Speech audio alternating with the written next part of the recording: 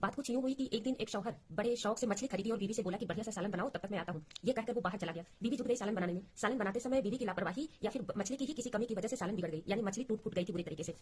अब डर के मारी बीवी को समझ नहीं आ रहा था कि वो क्या करे। इसी सोच में गुम थी कि तब तक शौहर घर पर आ गया और बोला, भाई जोरों की भूख लगी है, खाना तैयार हो तो लाओ। बीवी हाथ में हाथ मलते हुए बोली, ठीक है अभी लाती हूँ। एक बात बताइए कि इंसान खाने वाली चीजों को कितने शौक से बनाता है ना? शौहर बोला, हाँ बनाता तो है। बीवी फिर बोली कि कुछ चीजों को कितने सुंदर आकार में बनाता है, जैसे मिठाइयां, कबाब, समोसे वगैरह। शौहर बोला, हाँ ये तो है। बीवी फिर बोली, लेकिन इंसान एक पल में वो आकार बिगाड़ देता है। शौहर नासमझी में बोला, वो क्यों बिगाड़ेगा? बीवी बोली, अब देखिए ना, तरह तरह की मेहनत से बनाए आकार को एक सेकंड में ही मुंह में डालते ही तोड़ डालता है। आकार का तो हलवा बन जाता है मुंह में जाते ही। शौहर हंसकर बोला, तो क्या करे, खड़े आकार का तो खाने से रहा। बीवी बोली कि जब मुंह में जाकर सब टूट ही जाना है तो अगर टूटी हुई आकार की मिठाइयां, कबाब, समोसे वगैरह खाने को दे दी जाए तो क्या इंसान उसको नहीं खा सकता? अब शौहर को लगा कि आज कैसी अजीब अजीब सी बातें कर रही है ये।